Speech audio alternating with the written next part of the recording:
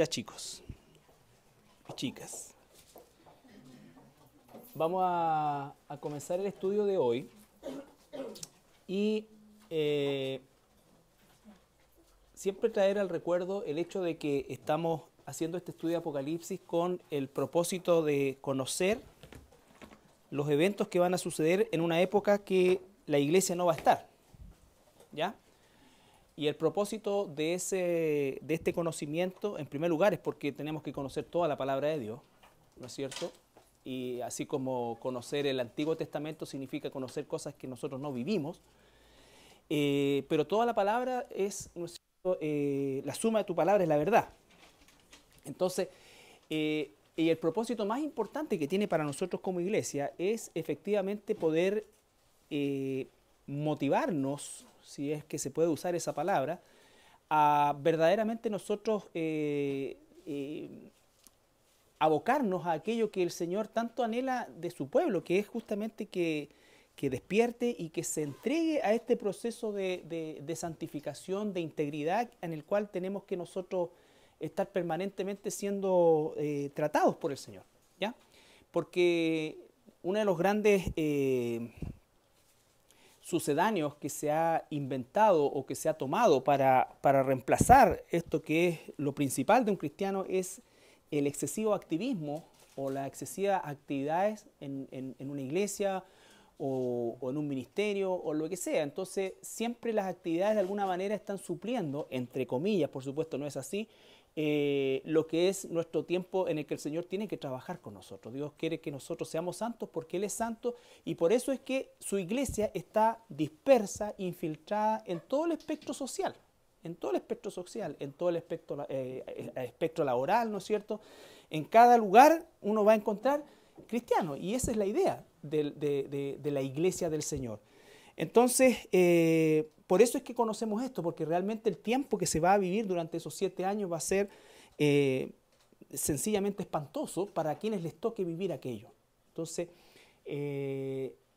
desde ese punto de vista es el propósito principal del conocimiento que estamos adquiriendo. Por lo mismo es que nosotros también explicamos que estas secciones en que hemos dividido el estudio de Apocalipsis, que no es personal, es algo que los escatólogos lo han hecho durante siglos, es el hecho de poder entender que hay secciones como la sección de la iglesia, donde nosotros ahí nos sentimos bastante identificados porque obviamente tiene que ver con nosotros, pero después ya hay secciones que no tienen que ver directamente con nosotros, aunque nosotros somos participantes también de esa situación, porque Juan nos representa a nosotros como iglesia en el capítulo 4, en el versículo 2, cuando sube, ¿no es cierto?, a la presencia del Señor y comienza a describir el trono y posteriormente en el capítulo 6, ¿no es cierto?, es invitado a mirar justamente los acontecimientos que se van a empezar a desarrollar, que es lo que hemos estado describiendo. También es importante recordar que el periodo de tiempo donde se van a empezar a suceder todos los sellos, específicamente, ¿no es cierto?, es un periodo de tiempo muy corto, no son más de 3 años, aunque el periodo total son 3 años y medio, la segunda mitad, ¿no es cierto?, pero el periodo propiamente tal no alcanza probablemente a los 3 años y se van sucediendo las cosas muy rápido y va a llegar un momento en que vamos a estar frente a una situación de simultaneidad, tanto de copa, de trompeta, en fin, y todo lo que se nos viene como enseñanza. Entonces, seguir una cronología de alguna manera resulta bastante complicado dado la cantidad de situaciones que se dan. Por eso es que hemos elegido hacer este estudio principalmente enfocándonos, como dice ahí, ¿no es cierto? Por ejemplo, ya vimos el personaje, el anticristo. Yo espero que la congregación tenga claridad referente al personaje, el anticristo. ¿No es cierto? Hubo un espíritu siempre del anticristo, pero después ese anticristo se personifica, es de origen hebreo, ¿no es cierto? Viene de Europa, en fin, los israelitas lo van a recibir como Mesías, lo van a recibir. ¿Se acuerdan por qué lo van a recibir? Lo van a recibir como Mesías. Primero porque trae paz y construye el templo, ¿no es cierto? Entonces, con esos dos argumentos, ¿no es cierto? Y probablemente con todo lo demás que le queramos agregar, pero esos dos argumentos específicamente para la nación de Israel significa efectivamente los aspectos o los requisitos fundamentales para considerarlo el Mesías que tanto anhela Israel. Por eso mostramos el video del Instituto Templo, que es esta institución, valga la redundancia, ¿no es cierto?, que existe hace un par de décadas en Israel, donde se han invertido muchos millones de dólares, principalmente en todo lo que es la construcción y el diseño, ¿no es cierto?, de los instrumentos, de todo lo que se va a ocupar en el templo. Y por supuesto también ya está el dinero para levantar eso en cualquier momento, apenas, como dijo el rabino que está a cargo de este instituto, reciba el llamado, ¿no es cierto? Entonces, y ellos absolutamente consideran que es el Mesías quien les va a permitir hacer eso. Entonces, es una situación que obviamente va a catapultar al anticristo a la calidad de Mesías para los israelitas. Entonces, no solamente va a ejercer un gobierno de carácter político, sino que además va a ejercer una influencia mesiánica sobre ellos. Por eso es que Israel tan confiadamente se desarma. Vimos la batalla de Gog, Magog, ¿no es cierto?, que son estos territorios, estos espíritus, todo lo que eso implica, que no es la batalla Gog y Magog del capítulo 20, que lo vamos a ver en su momento, ¿no es cierto? Y vimos la batalla. Vimos el rey del norte, los reyes del sur, por supuesto, en una concepción resumida, porque la idea es justamente entregar una visión general completamente ajustada a la palabra, de manera tal que nuestro estudio, o para nuestro estudio personal, sirva esta directriz general. Entonces, así como vimos el personaje, el anticristo, hoy día vamos a ver el personaje, el falso profeta. También vamos a ver los dos testigos.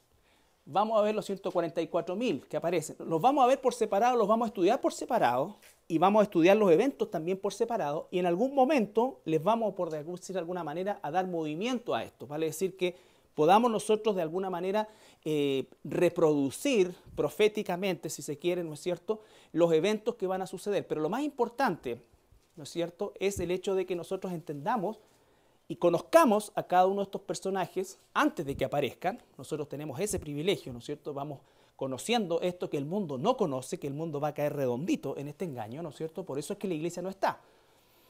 Porque si la iglesia estuviera y aparece el anticristo, ¿cuál sería la labor de la iglesia?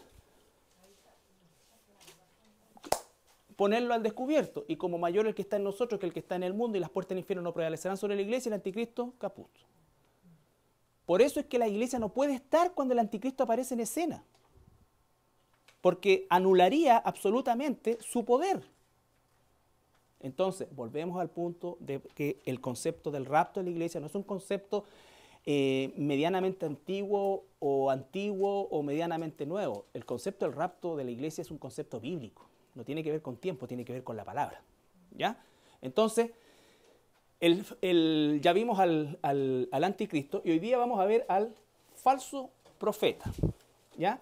Que dicho sea de paso, es muy probable que el falso profeta emerja en el escenario mundial antes que la figura del anticristo, pero por lo menos nos vamos a quedar que van a estar trabajando simultáneamente. Es siempre el poder político con el religioso los que de alguna manera se unen, y va a llegar un momento, como en todas las cosas, que el poder político y militar, ¿no es cierto?, se va a deshacer del poder religioso. Pero en este caso ya están trabajando juntos, ¿ya? El falso profeta. Y vamos a ir a Apocalipsis 13. Apocalipsis 13.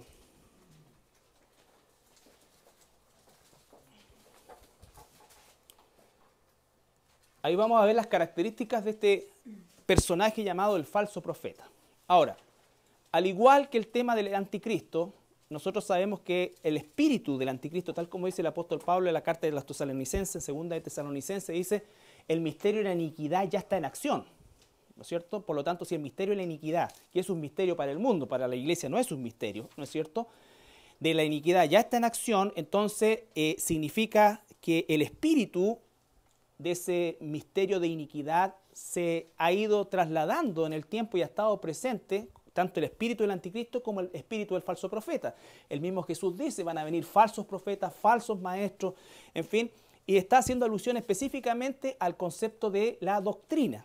A diferencia del anticristo, que es más bien un concepto gubernamental, el falso profeta representa la doctrina, ¿ya? El espíritu del anticristo es negar a Cristo desde el punto de vista no solamente escritural, sino que principalmente desde el punto de vista figurativo. Cuando un loco se declara a Cristo, se declara a Dios o esto, cualquier otra cosa, tiene que ver principalmente con eso, pero cuando hablamos del falso profeta estamos hablando ya de la formación de las personas, estamos hablando de enseñanza, estamos hablando de doctrina. ¿Ya? Obviamente, ambos espíritus trabajan juntos. No subsiste uno sin el otro y no se justifica uno sin el otro. ¿Ya? El espíritu del anticristo me va a llevar a una falsa doctrina. ¿Es un personaje religioso? Claro, ahora, en este punto, pero el espíritu de la falsedad doctrinal ha existido siempre, siempre. ¿Ya? Pero ahora, al igual que la figura del anticristo, como dice el apóstol Juan, han salido muchos anticristos, pero ahora sabemos que es el último tiempo porque ya el anticristo, ahora en singular, viene a este mundo. Es el equivalente del Espíritu Santo, el falso profeta. Claro, ¿no es cierto? El falso profeta viene de alguna manera a completar esta triada satánica que es el dragón, que es Satanás, la primera bestia, que es el anticristo, que tiene ¿cuántos cuernos? Primero 10 y después le quedan 7 más el cuerno pequeño son 8, ¿no es cierto? Ahora, esta segunda bestia vamos a ver, y la tercera bestia, que es el falso profeta, que lo vamos a ver ahora desde el capítulo 13, versículo 11 al 18. Por ejemplo, aquí en el capítulo 13 nosotros estamos viendo una escena del capítulo 6 también, porque estamos viendo un sello que se está abriendo, estamos, por así decirlo, viendo en detalle el tema del segundo sello. Del versículo 11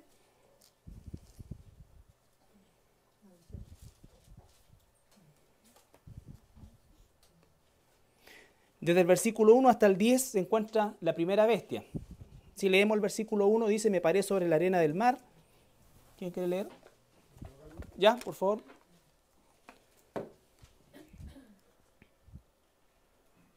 Las dos bestias.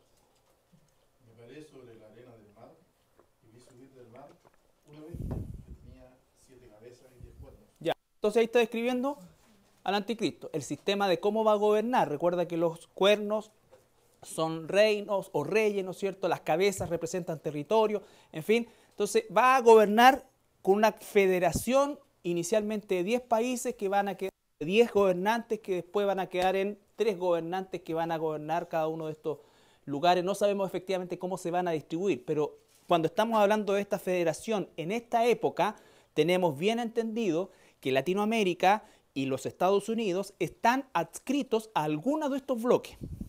¿Ya? Se pierde la autonomía de los países y sobre todo, digamos, la situación de la economía norteamericana, que aunque siempre va a ser mejor probablemente que la de Sudamérica, a lo que era la economía norteamericana hoy día se encuentra en una situación muy complicada, ¿no es cierto? Primera vez en la historia de la nación de los Estados Unidos que Estados Unidos tiene una deuda externa, entre otras cosas, ¿no es cierto? Y bueno, hay muchas teorías conspirativas respecto a la situación que ha vivido Estados Unidos, principalmente dada por sus dinastías de líderes, ¿no es cierto?, que de alguna manera manejan situaciones que el común denominador de las personas no sabemos, ¿ya? Pero como sea el caso, la economía norteamericana no es la misma de antes, ha sufrido, va a seguir sufriendo y de alguna manera para poder subsistir va a tener que acoplarse a alguno de estos bloques, que finalmente van a ser 7.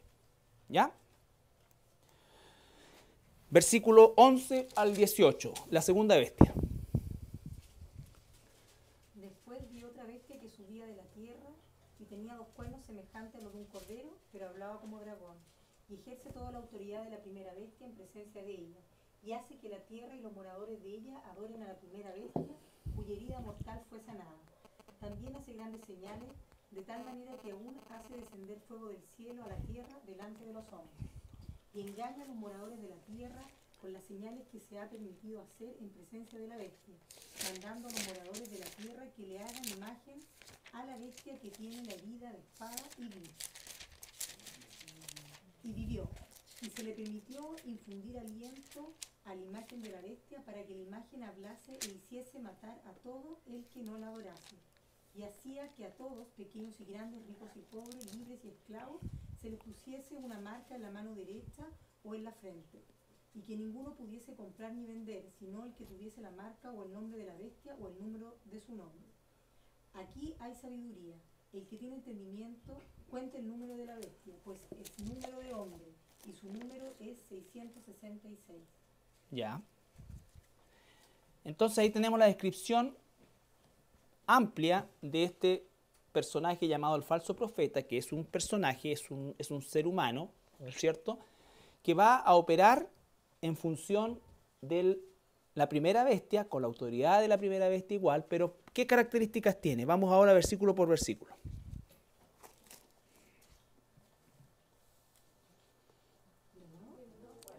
De nuevo, ya hicimos la primera lectura, recuerden cuando estudiamos la Biblia, hacemos la lectura rápida del pasaje primero, y ahora vamos versículo por versículo.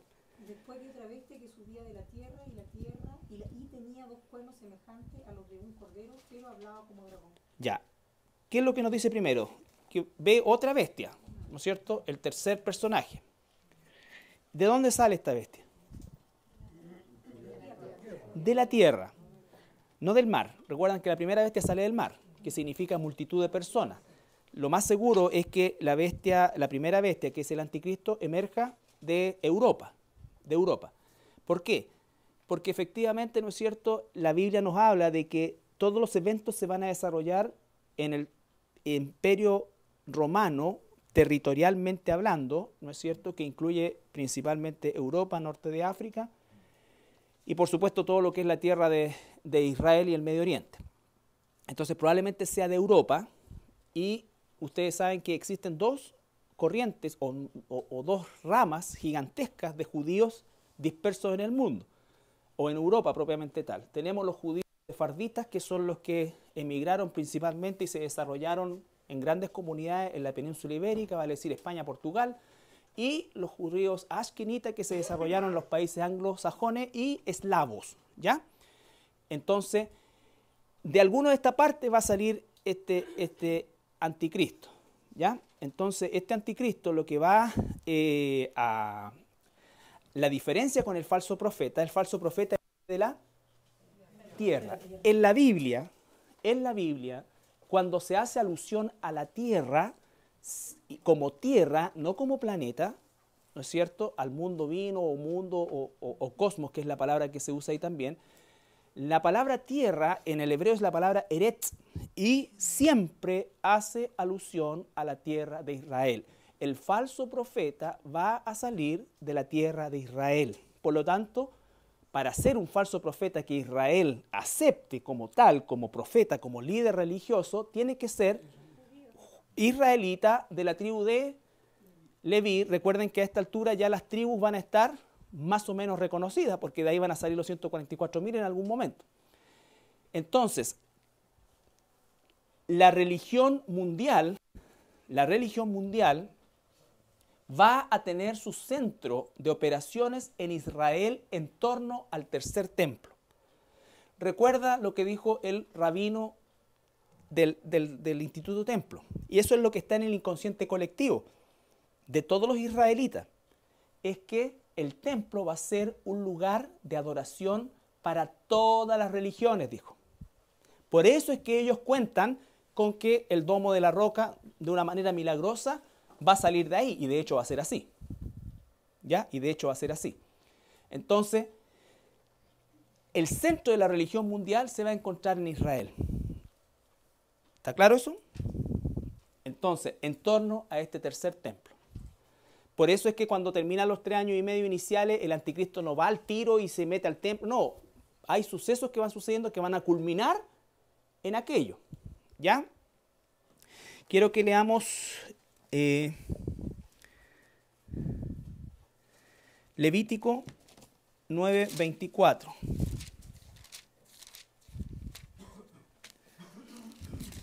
Levítico 9:24.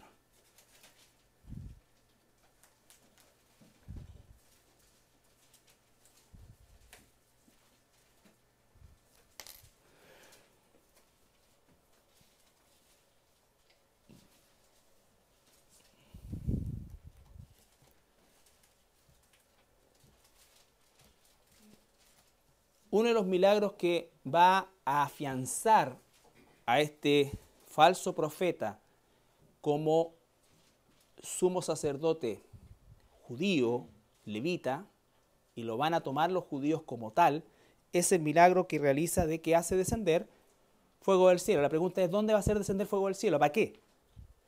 ¿Con qué tiene relación el fuego del cielo siempre? Con los sacrificios, ¿no es cierto? Por ejemplo, en el templo, el fuego de Dios consumía el sacrificio una vez al año y lo que hacían los sacerdotes era mantener ese fuego, ¿ya?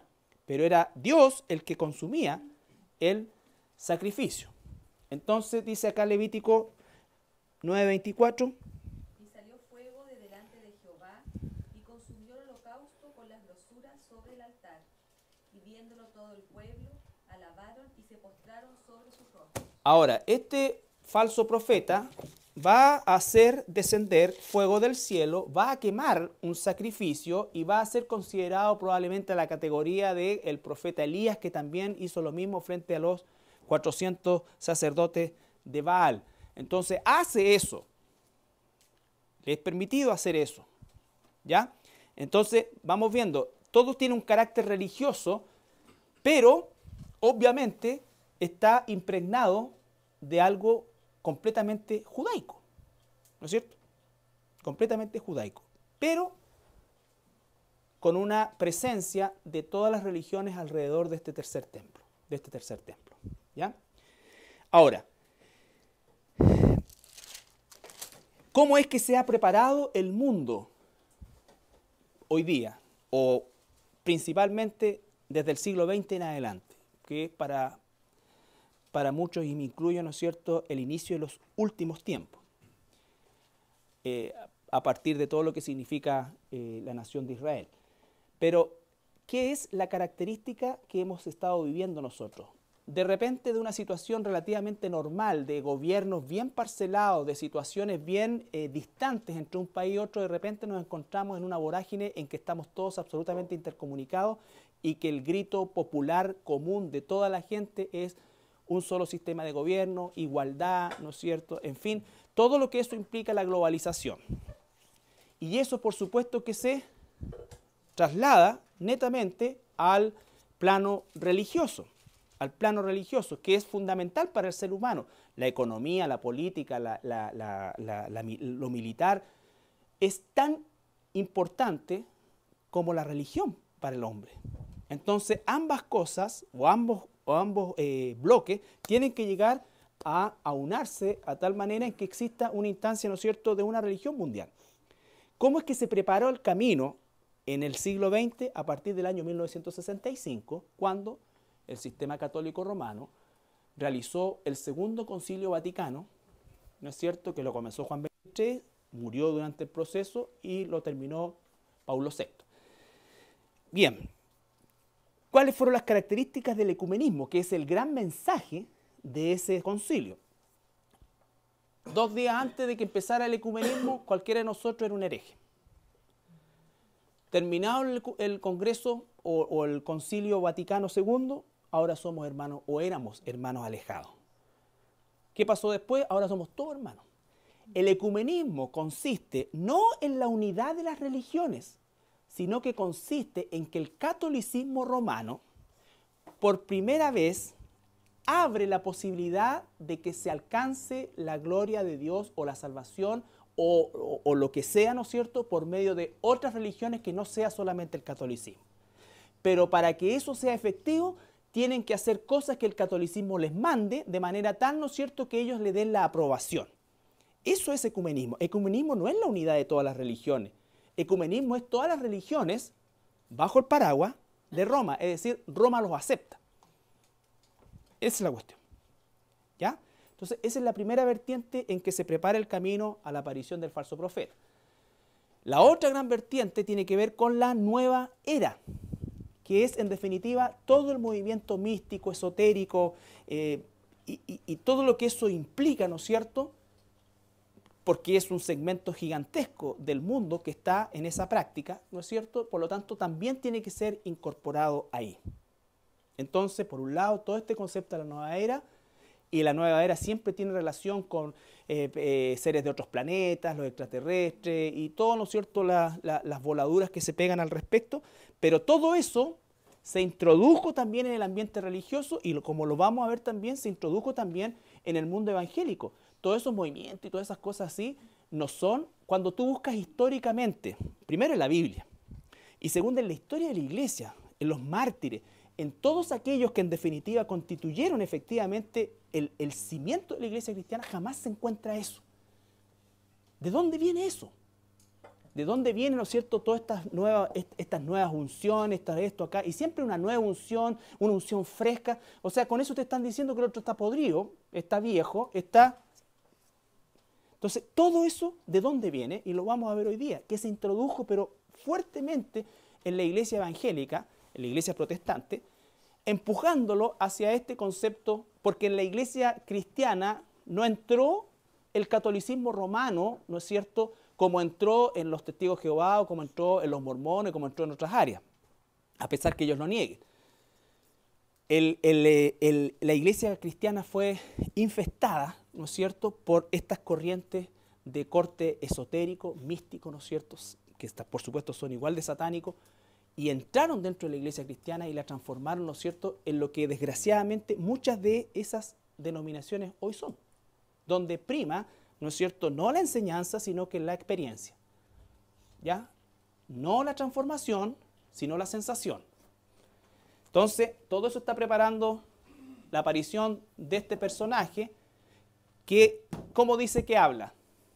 Primero que es, claro, pero tiene aspecto de cordero, pero tiene aspecto de cordero con cuerno. ¿No es cierto? ¿Qué significaban los cuernos en la Biblia? ¿Se acuerdan? Poder. Va a ejercer un poder religioso y va a ejercer un poder económico. Va a ejercer un poder religioso y va a ejercer un poder económico. Él es el que supervisa la colocación de la marca y todo lo que vamos a ir viendo hoy y la próxima semana. ¿Ya? Sigamos. Versículo 13. El 12, perdón. 12. Y ejerce toda la autoridad de la primera bestia en presencia de ella, y hace que la tierra y los moradores de ella adoren a la primera bestia cuya herida mortal fue sanada. Aquí estamos describiendo un evento que no lo hemos estudiado, pero vamos a decir algo al respecto. La primera bestia, ¿quién es? El anticristo, ¿no es cierto? Recuerden ustedes que hay una guerra entre el norte, el sur, contra Israel. El anticristo actúa primeramente defendiendo a Israel porque es su Mesías, ¿no es cierto? En uno de estos eventos, probablemente y con toda certeza al final de estas guerras iniciales, el anticristo va a sufrir un atentado de muerte. ¿Ya? Va a recibir un atentado y va a morir. Entonces ahí es donde tenemos que nosotros enganchar la segunda parte de este capítulo o de esta sección que está en Apocalipsis 12, versículo 7 al 13.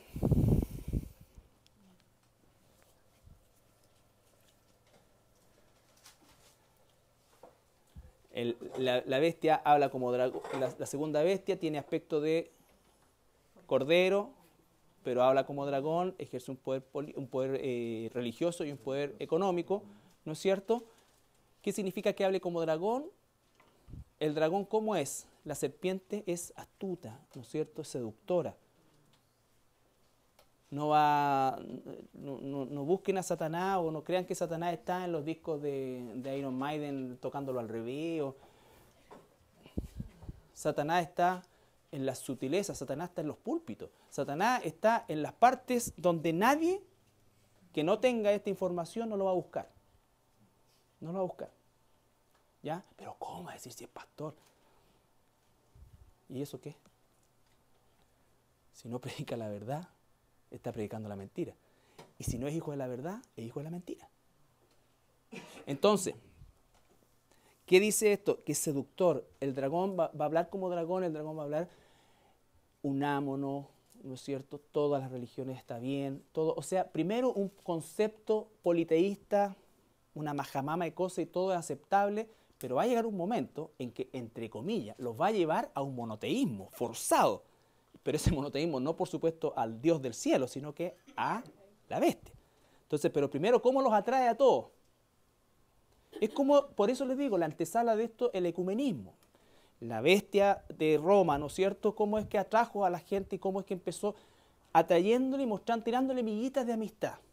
Y muchos comieron de esas migas y están envenenados. ¿Ya? Entonces, capítulo 12. Después hubo una gran batalla en el cielo. Miguel y sus ángeles luchaban contra el dragón, y luchaban el dragón y sus ángeles, pero no prevalecieron, ni se halló ya lugar para ellos en el cielo. Y fue lanzado fuera del gran dragón, la serpiente antigua, que se llama Diablo y Satanás, el cual engaña al mundo entero. Fue arrojado a la tierra y sus ángeles fueron arrojados con él. Entonces oí una gran voz en el cielo que decía: ahora ha venido la salvación, el poder y el reino de nuestro Dios y la autoridad de su Cristo, porque ha sido lanzado fuera el acusador de nuestros hermanos, el que los acusaba delante de nuestro Dios día y noche. Y ellos se han vencido por medio de la sangre del Cordero y de la palabra del testimonio de ellos, y menospreciaron sus vidas hasta la muerte. Por lo cual, alegraos, cielos, y los que moráis en ellos. Ay de los moradores de la tierra y del mar, porque el diablo ha descendido a vosotros con gran ira, sabiendo que tiene poco tiempo. Y cuando vio el dragón que había sido arrojado a la tierra, persiguió a la mujer que había dado a luz al hijo varón. Ya después vamos a describir la mujer. La mujer es Israel, el hijo varón, por supuesto, es Jesucristo. ¿Ya? Y vamos a ver el tema de las estrellas y la media luna que está abajo, todo es relacionado con Israel. Entonces, ¿qué es lo que vemos acá? El anticristo sufre un atentado de muerte, pero en ese momento también está ocurriendo en el cielo una batalla, porque esta batalla no es al principio de los 7 años, es a la mitad de los 7 años, está ocurriendo en el cielo, porque Satanás todavía va, ¿y qué hace Satanás con nosotros todavía? Nos acusa, por eso tenemos abogado para con el Padre, Jesucristo el justo. ¿Ya? Él es la propiciación por nuestros pecados. Entonces, pero va a llegar un momento, en ese periodo de 3 años y medio, a la mitad de eso, cuando se empieza a desatar los sellos, cuando salga el jinete rojo, el caballo rojo, después el negro y el amarillo, y después los sellos, y después las trompetas, y después las copas, en ese momento se está desarrollando una batalla en el cielo también, que nosotros no vemos, o perdón dicho, no van a ver las personas que estén aquí en la tierra, pero va a estar ocurriendo. Y dice que va a ser arrojado para siempre Satanás del acceso a la presencia de Dios, del ámbito celestial, y va a ser arrojado directamente a la tierra. Y cuando dice tierra, recuerden que está diciendo Israel, o sea, no lo van a tirar en Argentina, no lo van a tirar aquí, ni para eso calificamos. Lo tiran en Israel, ¿ya? ¿Y quién está en Israel? El anticristo. ¿Pero en qué condición está el anticristo? Lo mataron. ¿Ya? Entonces aquí viene, para que nosotros tengamos ciencia. Recuerda, Daniel dice que se tuvo que aumentar la ciencia.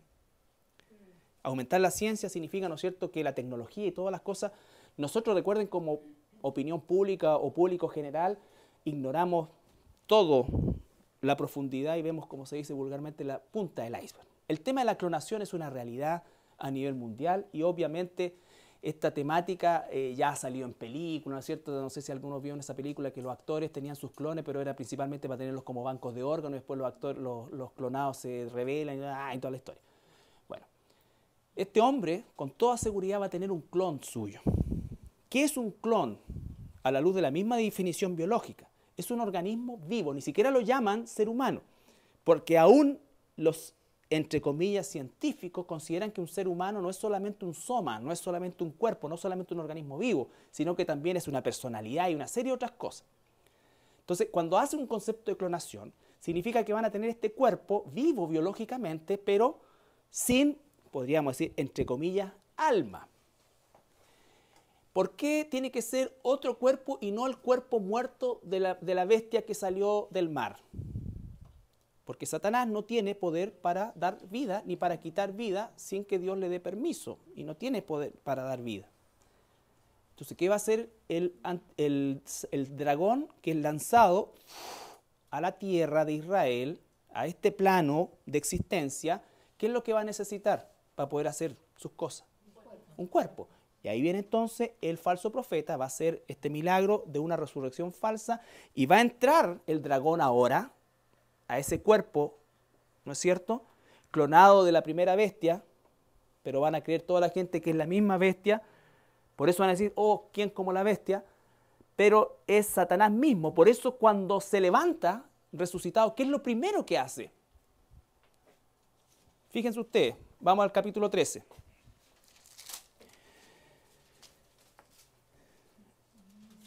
Versículo 15. Perdón.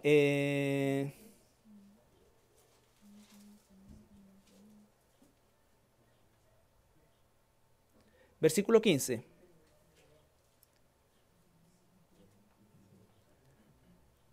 En el versículo 15 del capítulo 13 dice, y se le permitió infundir al falso profeta aliento a la imagen. ¿Cuál era la palabra de imagen? Sere, que significaba semejanza, eso es. Por eso es que de ahí viene el concepto de clonación, que es semejanza, ¿ya? En el griego. Entonces, dice qué cosa en el versículo 15, se le permitió infundir aliento a la imagen de la bestia para que la imagen hablase e hiciera, imagínate, matar a todo el que no la adorase. El anticristo cuando salió como caballo blanco, cuando fue a la guerra de Gog y Magog, todo, nunca pidió adoración. La gente le dio una corona, ¿se acuerdan? Pero ahora, en esta pseudo resurrección, que es Satanás mismo ahora usando este cuerpo, ¿qué es lo primero que pide? Matar a todos los que no le adoren y que lo adoren. Que lo adoren. Y después dice el versículo 16. Y hacía que a todos, pequeños y grandes, ricos y pobres, libres y esclavos, se les pusiese una marca en la mano derecha o en la frente. Recuerden, ese y hacía que todos, ese hacía que todos se está refiriendo no al anticristo, no a la primera bestia, sino que al falso profeta. Al falso profeta se le permitió infundirle aliento, recuerden, neuma, vida, al anticristo, ¿no es cierto?, al cuerpo clonado, y después se le va a permitir, ¿no es cierto?, y él mismo va a generar esta instancia de hacerse marcar a las personas, con el propósito de, principalmente, tener un control. ¿De qué tipo sobre ellos? Económico, ¿no es cierto? Porque dice que nadie va a poder realizar ninguna transacción, por mínima, por doméstica que sea, si no tiene esa marca, ¿ya? Y fíjense ustedes en una cosa, y hacía que todos, versículo 16, fíjense la expresión, todos, ¿no es cierto? Pequeños y grandes, obviamente no está hablando de deporte, ricos y pobres, libres y esclavos, vale decir que la sociedad humana no cambió un ápice. Igual hay ricos, igual hay pobres, igual hay libres, igual hay esclavos, y peor todavía. O sea, todo el engaño del primer jinete, ¿no es cierto?, no fue más que nada un engaño. Las condiciones sociales no cambiaron, nunca hubo igualdad, todo lo contrario. Y dice después, Que ninguno pudiese comprar ni vender, sino el que tuviese la marca o el nombre de la bestia o el número de su nombre. Aquí hay sabiduría, y el que tiene entendimiento cuenta el número de la bestia, pues es número de hombre, y su número es 666. todo esto va a estar en la internet, ¿eh? Así que no se preocupen. Me interesa que vamos ahora. ¿Puedes leer el último versículo, por favor? Aquí hay sabiduría. El que tiene entendimiento cuenta el número de la bestia, pues es número de hombre, y su número es 666. Ya. La Biblia explica la Biblia, ¿no es cierto? Nosotros no podemos, en la interpretación privada, pensar yo creo que es 666 por tal o cual cosa. El 6 es el número del hombre porque el ser humano fue creado el sexto día. Y cuando se hace se habla de 3, siempre en la Biblia bajo este concepto, ¿no es cierto? Siempre se habla de divinidad, Padre, Hijo, Espíritu Santo, la Trinidad Divina. Entonces el 666 ese es el hombre elevado o elevándose a la divinidad. Esa es la condición del anticristo, el hombre elevándose a la divinidad. Y esto que está en Apocalipsis, ¿no es cierto?, nos remonta a el jardín del Edén, al engaño de la serpiente, que es el mismo Satanás, ¿no es cierto? Miles de años antes usó con la primera pareja humana exactamente el mismo argumento. Ustedes van a ser como Dios. Él quiere ser como Dios. Subiré al cielo, tomaré el trono del Altísimo y seré como el Altísimo. Ese es el deseo de Satanás y esa fue la mentira que le infundió al ser humano y esa fue la mentira que heredamos todos nosotros. Por eso es que somos tan autosuficientes, por eso es que nos cuesta depender de Dios, por eso es que todo eso, porque eso viene en nuestro ADN infectado, nuestra independencia de Dios. Por un lado queremos a Dios, pero lo queremos bajo nuestras condiciones. No queremos un Dios, queremos un títere. Esa es la realidad de las cosas. Entonces, él ahí es el epítome de este concepto. La palabra marca tiene dos lecturas y las dos son aplicables a este concepto, marca, en ese pasaje. Lo primero es caragma, que significa una impresión o caracteres que representan algo. ¿No es cierto? Por ejemplo, vamos a hacer el mismo ejemplo de la tarde, para no pensar más. ¿No es cierto? Si usted ve eso en la puerta de un baño, ¿qué le dice? Baño mujer, no dice mujer ahí nada, pero es un carácter, es una representación, ¿ya? La señalética y todo eso son caracteres. Entonces dice que la marca, por un lado, son caracteres.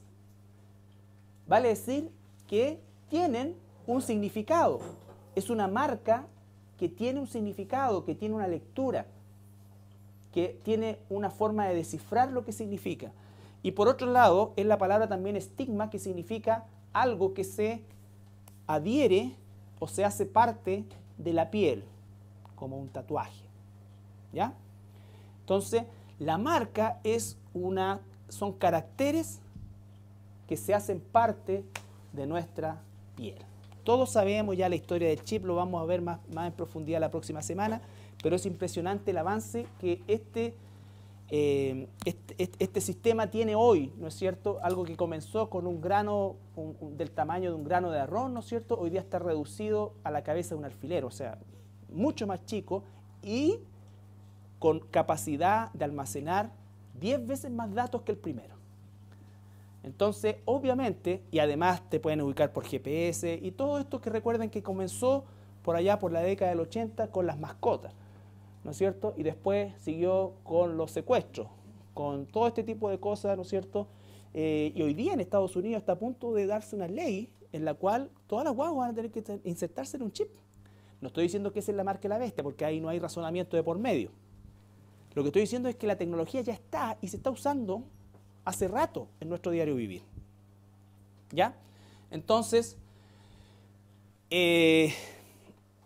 esto que está acá es una posibilidad, ¿ya? Es una posibilidad. No sé si es una casualidad o tendrá que ver, pero efectivamente esto que son los códigos de barra surgieron en la década del 80 también, ¿no es cierto? Y es una cosa que se llama, digamos, caracteres o números binarios, que son representados con barras con distintas simbologías. Pues bien, los números binarios normalmente la primera parte, o código de barra, la primera parte trae la descripción del producto y la segunda parte trae lo que se relaciona con el proveedor. ¿Ya? Entonces, de esa manera es el concepto del código de barra. Pero está encerrado, ¿no es cierto?, con una cosa justo en el medio, con un símbolo que en la numerología binaria es y equivale al 6. Entonces tú, para pasar cualquier producto por cualquier parte que sea escaneado, ¿no es cierto?, viene con este sistema que es un sistema de características universales. ¿Ya? Esto es parte de la globalización. Nadie va a importar, nadie va a exportar, nadie va a comprar si no hay de por medio un código de barra que se pueda leer internacionalmente.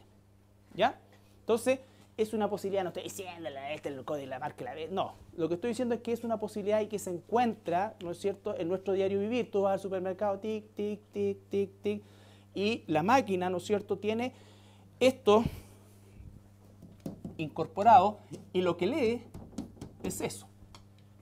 ¿Ya? Y lo que lee es eso. Entonces ahí van controlando el stock, una serie de otras cosas que van en relación a eso. ¿Ya? Bien. Eso lo vamos a ver la próxima semana.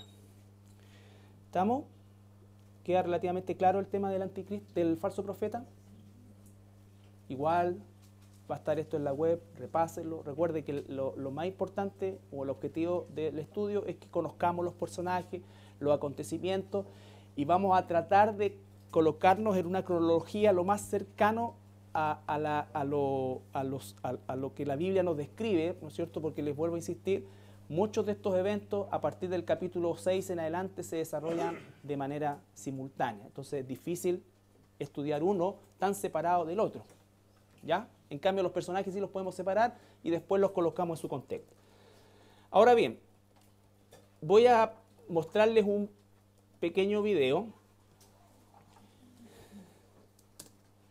que en realidad dura 30 minutos, pero va a estar en la página web, de 30 minutos, para que ustedes lo vean y vean efectivamente que todo este movimiento de nueva unción, de unción fresca, de todo este concepto que trata de alguna manera de introducirse o que ya se introdujo en la iglesia cristiana, ¿no es cierto?, es algo que viene de una situación contemporánea, el año 90 o en la década del 90, y obedece principalmente justamente a al infiltramiento de todas estas manifestaciones milenarias de la India, de China, y específicamente de la India, ¿no es cierto?, dentro de la cultura de la iglesia. We're going to be looking at a huge amount of video footage in this documentary, and I want to show you some of the shocking things and just how similar they are to the Kundalini cults of Hinduism and the New Age movement, Eastern religions, the stuff that's been invaded the last, say, 60 years.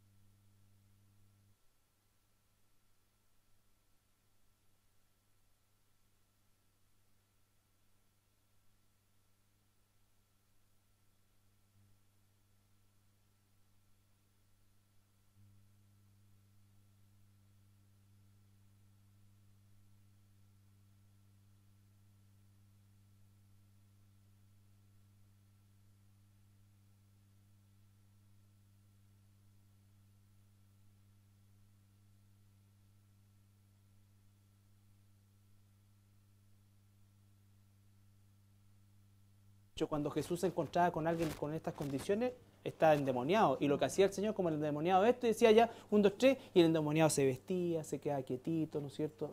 Toda la cosa. Esto es totalmente al revés, te toco y te vuelven loco.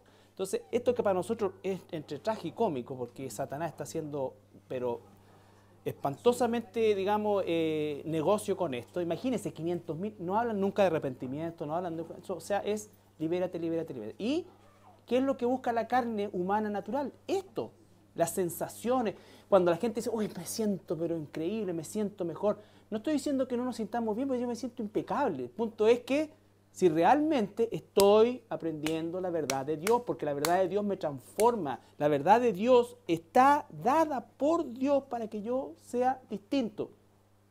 Distinto desde el punto de vista de mi forma de pensar, mi forma de actuar, mi forma de hablar, y todos los días como pecador tengo que ir sobre mis rodillas y pedirle perdón a Dios, porque todos los días estoy enfrentado a mi condición maldita de pecador. Pero tengo, ¿no es cierto?, la vida de Dios por medio del Espíritu Santo que lucha por mí frente a eso, y yo tengo que permitírselo. Entonces, todas estas cosas, todos estos movimientos, todos estos congresos son un desorden, son mira, entre vergüenza ajena y todo lo que tú quieras. Yo fui a una de estas cuestiones, o sea, me invitaron a estas cosas, me acuerdo en Copiapó, cuando venía el gurú que después supimos que era el gurú de esta cuestión de la risa. O sea, una risa que de verdad, uno que no es miedoso, te da miedo, porque estás ahí rodeado de demonios, po. Si esa gente estaba endemoniada. Y se llaman cristianos. Jamás se leyó la Biblia, jamás se oró, jamás ¿me entiendes? ¿Sí? Estupideces como eso. Siento, el Señor me está dando vibración, que vibren todos, que a la atenderá. Y algunos se creen animal, otros no necesitan creerse, porque ya lo son. ¿No es cierto? Nacieron con el gen, pero entonces cuidado con eso. Yo les digo, hermanos, por favor tengan cuidado. Yo no estoy diciendo que alguien sinceramente está cantando una alabanza al Señor y levante sus manos y diga, Señor, de verdad, de corazón, pero está cantando con su mente, está cantando con su corazón. No estoy hablando de ese tipo de manifestaciones. Esto no es limitar el deseo, ¿no es cierto?, de realmente uno alabar al Señor, pensando siempre en el débil. Pensando siempre en el débil, no autosatisfaciéndome. Si yo estoy solito, ¿no es cierto?, hasta capaz que me parezca como medio Kundalini, cuando me da rabia, voy para allá, pero estoy en conciencia de lo que está sucediendo. ¿Me entiendes? Nunca pierdo, nunca. El cristianismo jamás consiste en perder el control. Es todo lo contrario, es ser controlado. Y el Espíritu Santo no hace eso. No hace eso. Y por favor, aunque me digan que, que se sanaron de cáncer, aunque sea lo que digan, no viene de Dios y punto, porque jamás la medida del cristiano ha sido que se sanó, que se mejoró, que le salió. No ha sido eso. Entonces, yo soy tremendamente directo con eso y lo denuncio. ¿Por qué? Porque yo no quiero nunca que ni tú, ni yo, ni ninguno de nosotros caigamos en un engaño de esto. Esto no tiene que ver con una devoción, esto es otra cosa. Y cuando ustedes van a una iglesia evangélica X, y de verdad que lo digo con pena, se ve mucho de esto, se ve descontrol, se ve gritos, llantos, ¿no es cierto? Se ve una cosa muy similar. Y la gente está tan apretada y está tan ahogada que se deja llevar por esto. Aparte que creo que muchos de ellos tienen realmente poderes demoníacos para llevar a la gente a esto. ¿Ya? Entonces, ¿de dónde viene esto? De los movimientos que han aparecido en los países del norte, este famoso avivamiento de Canadá, que yo no lo conocía. Que no sé, que el Benegín tira el vestón y se caen todos para atrás. ¿Qué es eso?